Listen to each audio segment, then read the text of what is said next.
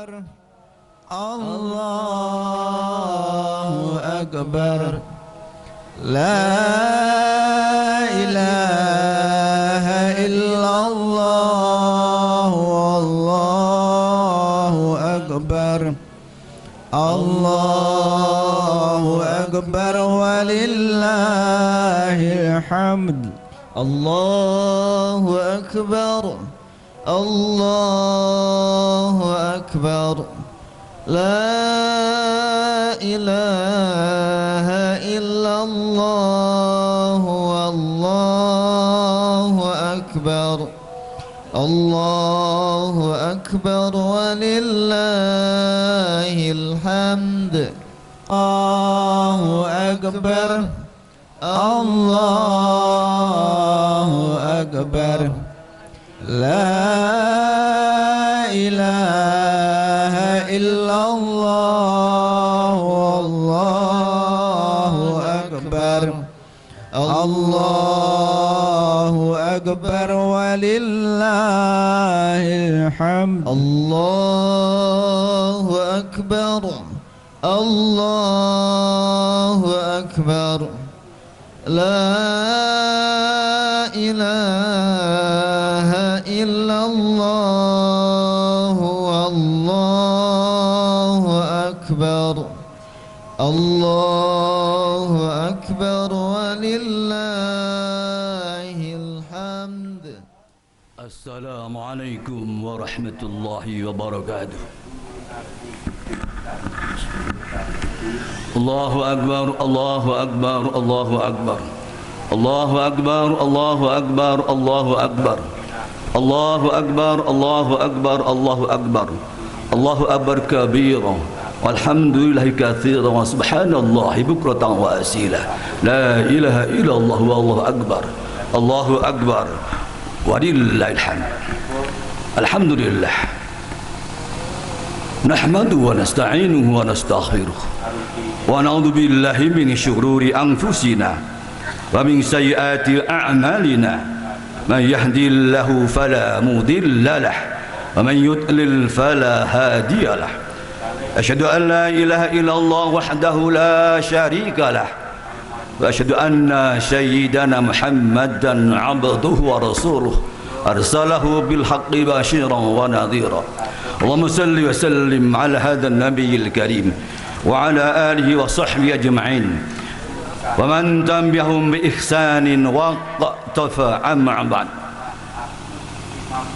فيا أيها الناس فيا أيها الحاضرون اتقوا الله ما استطعتم من قوة اتقوا الله حق تقاته ولا تموتن إلا وأنتم مسلمون. وقال عز وجل في كتابه العزيز أعوذ بالله من الشيطان الرجيم بسم الله الرحمن الرحيم. ومن أحسن قولا ممن دعا إلى الله وعمل صالحا وقال إنني من المسلمين. ولا تتبعوا الحسنة ولا السيئة ادفع بالتي هي أحسن فإذا الذي بينك وبينه عداوة كأنه ولي حميم وما يلقاها إلا الذين صبروا وما يلقاها إلا ذو حظ عظيم. وقال أيضا أعوذ بالله من الشيطان الرجيم بسم الله الرحمن الرحيم يا أيها الذين آمنوا اتقوا الله حق تقاته ولا تموتن إلا وأنتم مسلمون. Jamaah salat Idul Adha yang lam yasya ilallah. Pertama kita bersyukur kepada Allah biqaulina alhamdulillah wa syukrulillah bahwa pada kesempatan yang mubarak pagi hari ini kita diizinkan Allah untuk hadir dalam jamaah salat Idul Adha, sebuah ritual Islam yang luar biasa yang memberikan semangat Ibrahim, semangat Ismail ketika menegakkan ketakwaan kepada Allah Subhanahu wa taala. Yang kedua, izinkan khotib mengajak diri dan saudara sekalian untuk senantiasa mengasah, meningkatkan etos ketakwaan kita kepada Allah etos keimanan kita kepada Allah, etos ibadah kita kepada Allah Subhanahu wa taala, dengan cara menegakkan syariatnya, dengan cara menegakkan akidahnya dengan benar, dengan mengimplementasikan, dengan mengejawantahkan akhlakul karimah, dengan etikat niat mengikuti Rasulullah sallallahu alaihi wasallam. Jemaah sekalian yang lam yasha illallah, pagi ini kita bersama-sama mendengar seruan gema takbir di mana-mana di seluruh dunia. Takbir, tahmid, tasbih disebutkan di lidah-lidah umat Islam, mengagungkan asma Allah, membesarkan asma Allah, memuji Allah. Allahu Akbar, Allahu Akbar, walillahil hamd. Masya Allah, subhanallah, haqqan innal maula samatul yabqa. Jemaah sekalian yang lam yasha illallah, karena itulah ada baiknya pada kesempatan pagi yang indah dan mubarak ini kita mencoba untuk mengambil suri teladan dari perjalanan ketakwaan Ibrahim, keluarga Ibrahim, Ismail dan Hajar. Ibrahim adalah bapak monoteisme dunia yang selama 100 tahun lebih berjuang menegakkan kalimat tauhid la ilaha illallah, menumbangkan segala bentuk kemusyrikan, sesembahan selain Allah. Meskipun ia hidup bersama Azar, ayahnya sendiri, si penyembah berhala, pembuat berhala, Ibrahim mengadakan perlawanan yang sengit kepada ayahnya sendiri dan mengajaknya untuk menyembah kepada Allah. Innani anallah la ilaha illa ana fa'budni wa aqimis shalah li dzikri. Karena Allah memerintahkan agar menyembah Allah untuk mengingat aku. Allahu Akbar, Allahu Akbar, Allahu Akbar, walillahil hamd. Jemaah sekalian yang lam yasha illallah, oleh karena itu Nabi Ibrahim dikenal sebagai bapaknya orang beriman, Abul Mukminin. Bahkan beliau terkenal sebagai Khalilullah, kesayangan Allah, karena begitu kuatnya etos ketakwaan Ibrahim alaihissalam kepada Allah Subhanahu wa taala.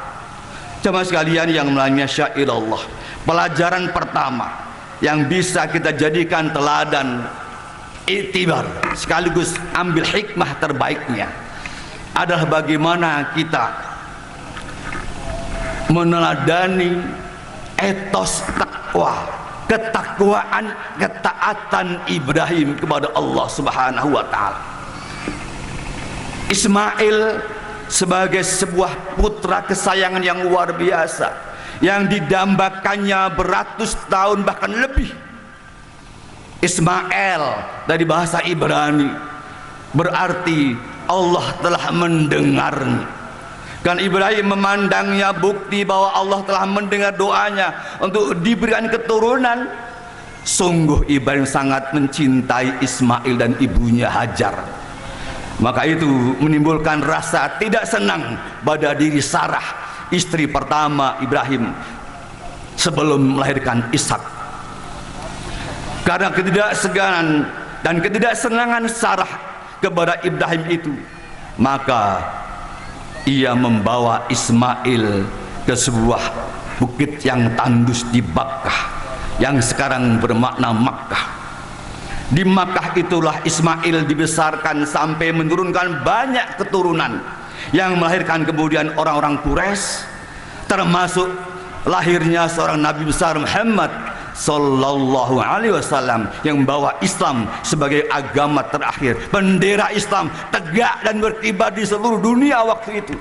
Setelah itu terjadilah Arab Explosion, ledakan bangsa Arab, yaitu ketika Arab di bawah bendera Islam dengan kecepatan yang luar biasa menaklukkan pusat-pusat jantung dunia yang terbentang dari lautan Atlantik sampai tembok Cina di timur. Jemaah sekalian yang lam yasha illallah, Allahu Akbar, Allahu Akbar, Allahu Akbar, walillahil hamd. Pertanyaannya adalah, apa sebetulnya makna yang terkandung dalam pengorbanan Ismail oleh Ibrahim itu? Apakah yang mendasari Ibrahim begitu patuhnya kepada Allah? agar ia mau menyembelih anak kesayangan sendiri Ismail. Mengapa pula Ismail dengan sangat taat kepada ayahnya, menerima perintah Allah, berserah diri agar dia disembelih oleh ayahnya sendiri.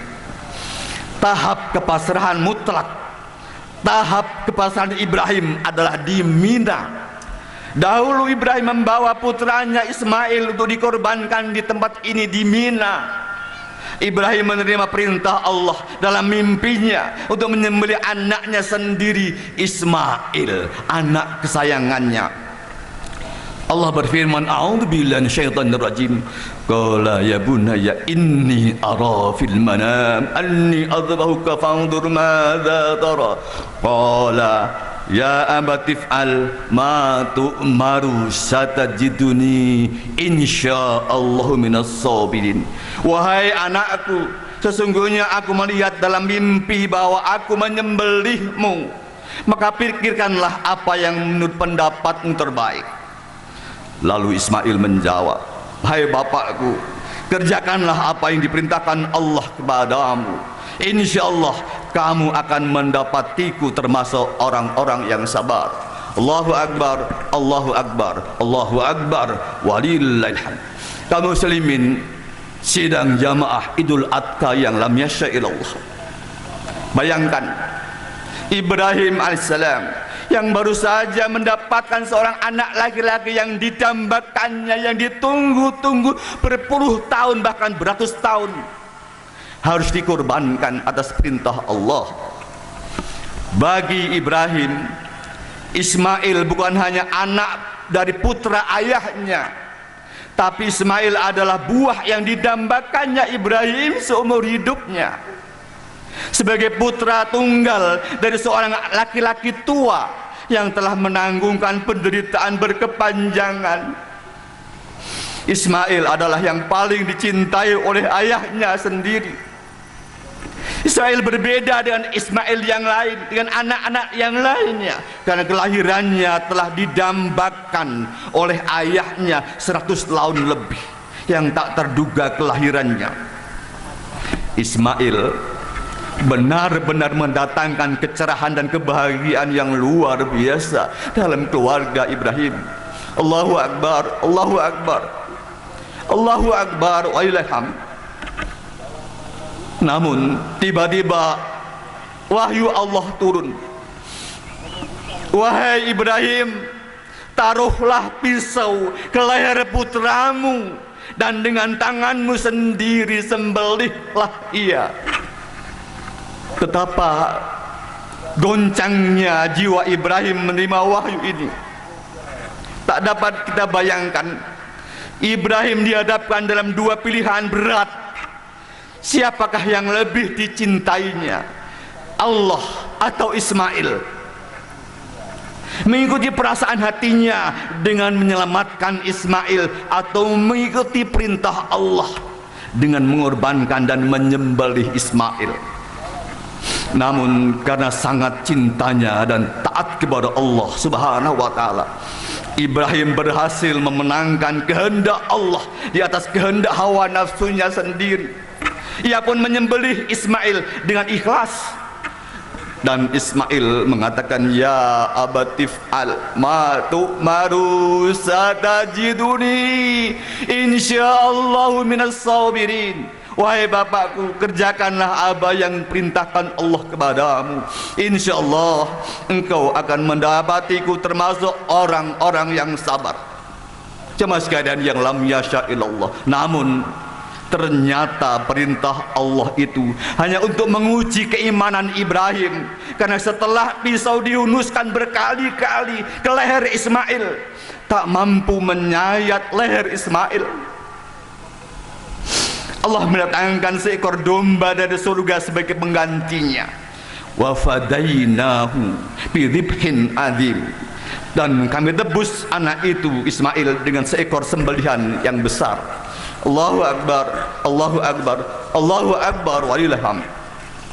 Jemaah sekalian yang lam yasya'illah, meneladani Ibrahim alaihissalam atas pengorbanan Ismail itu sebagai bukti kecintaan kepatuhan Ibrahim kepada Allah.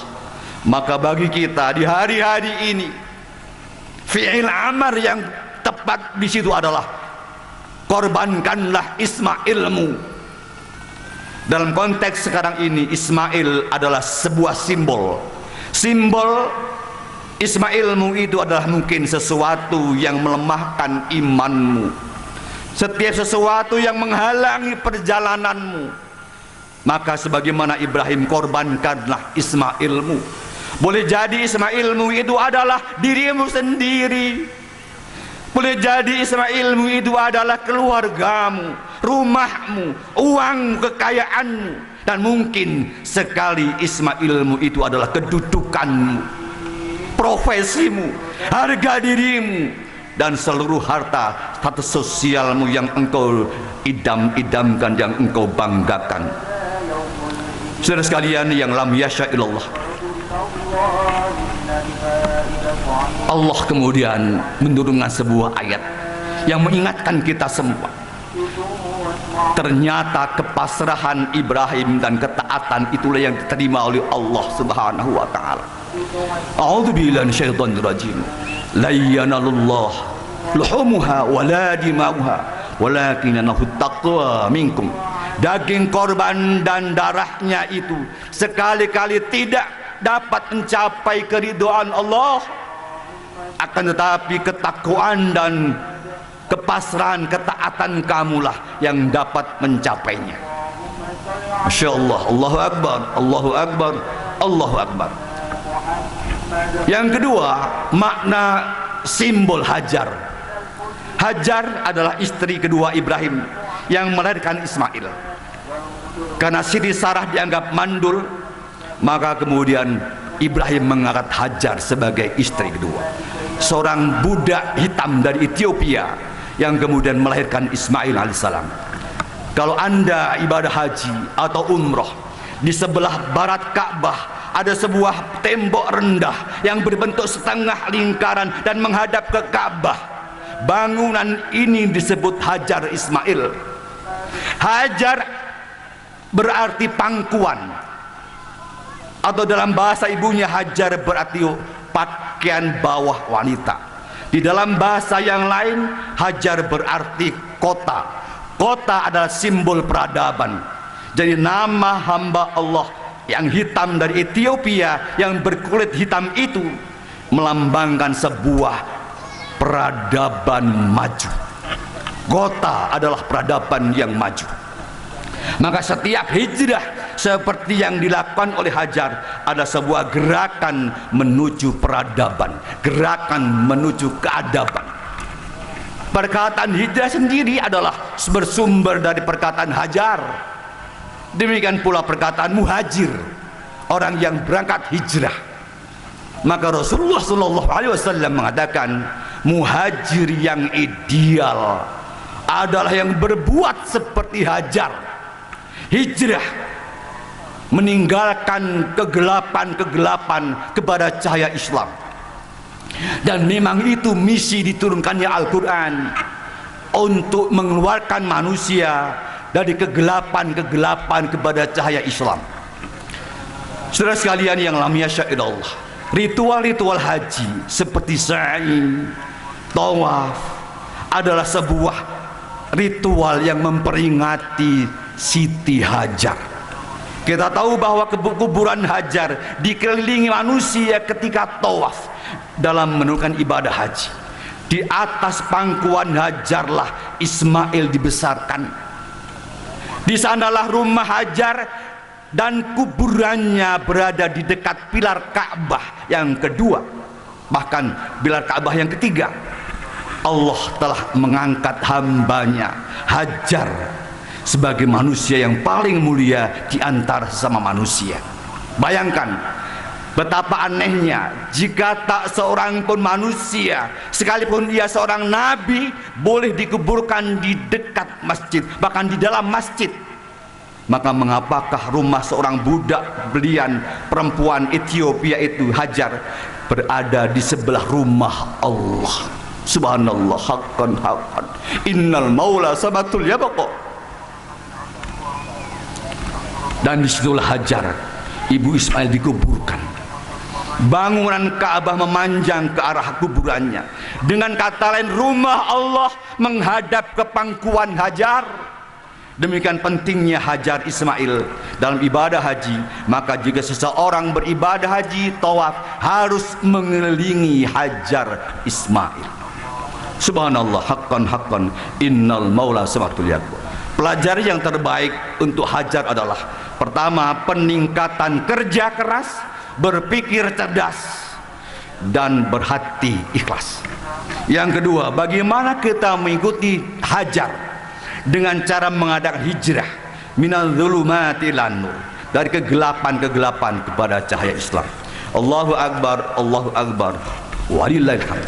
Karena itulah Allah dalam surat Al-Maidah ayat 15-16 berfirman mengingatkan kita semua. A'udzubillahi minasyaitonir rajim.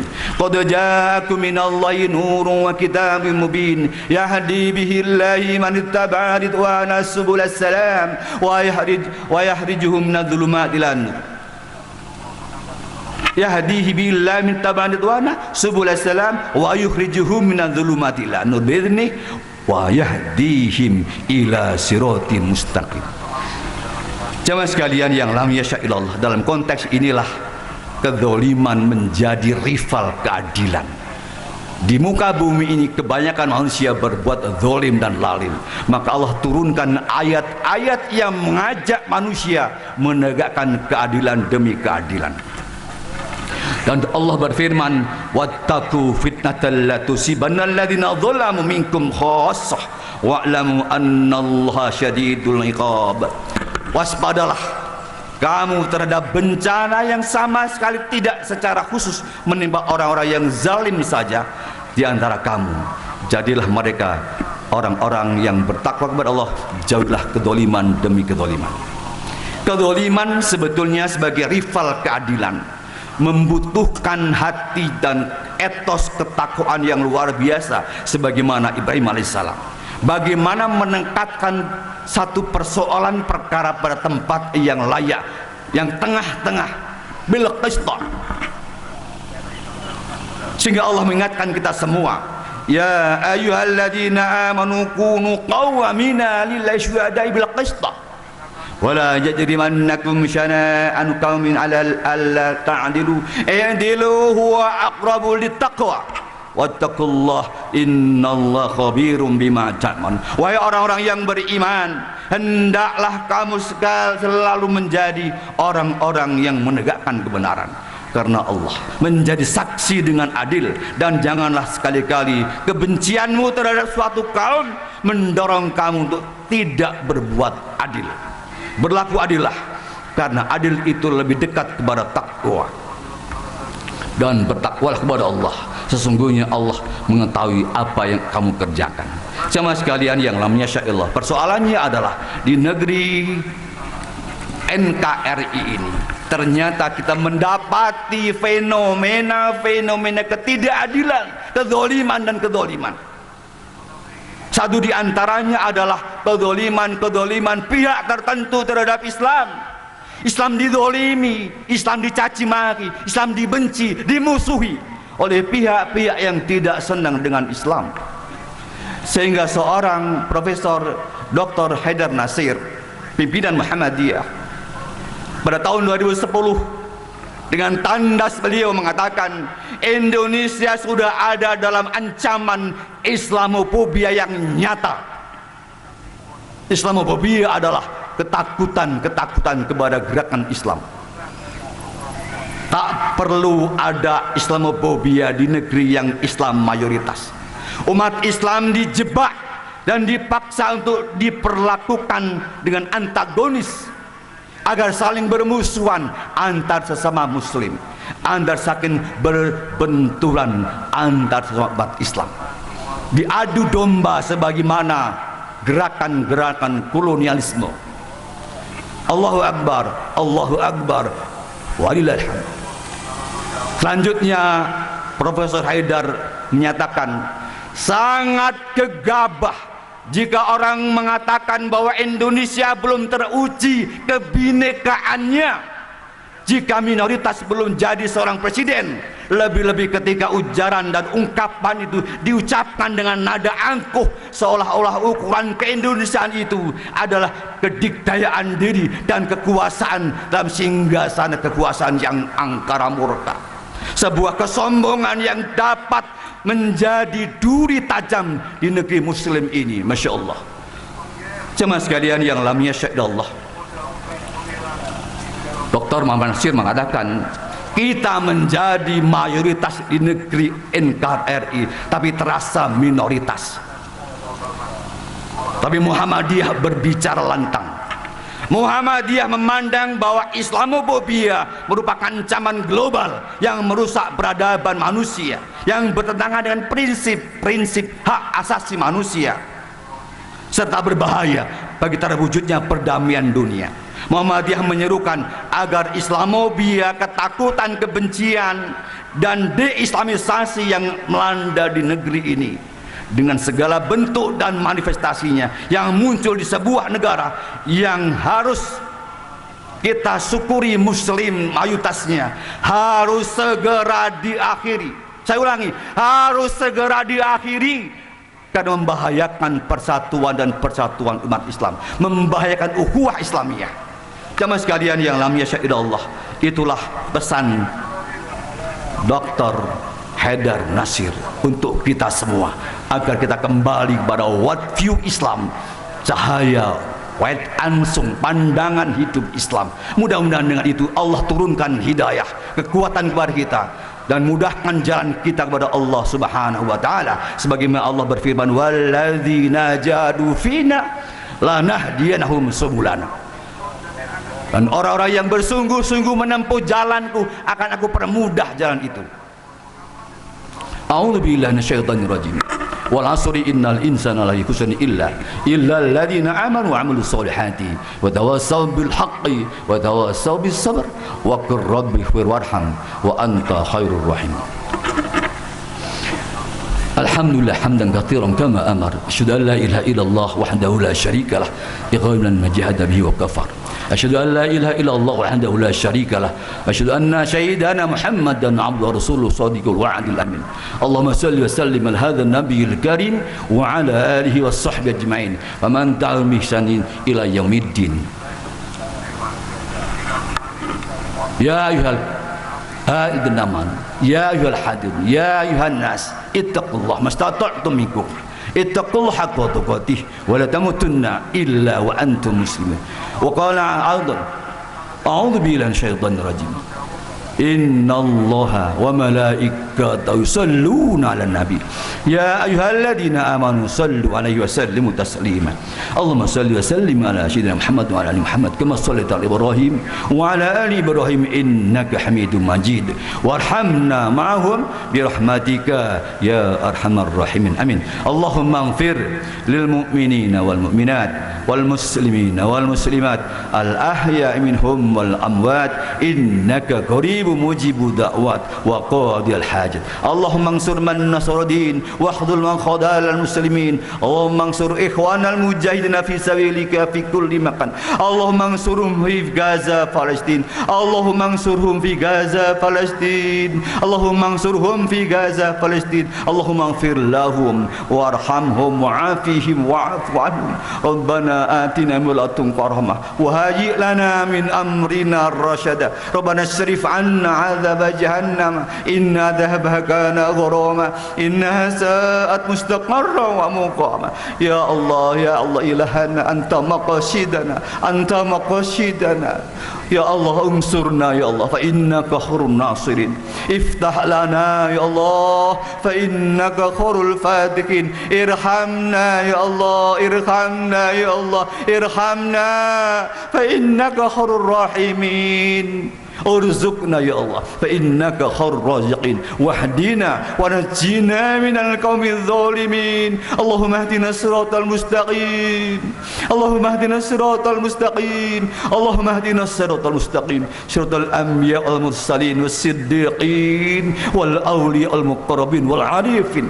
وصلى الله على سيدنا محمد وعلى آله وصحبه وبارك وسلم والحمد لله رب العالمين. والعفو منكم بالله في سبيل الحق Wassalamualaikum warahmatullahi wabarakatuh.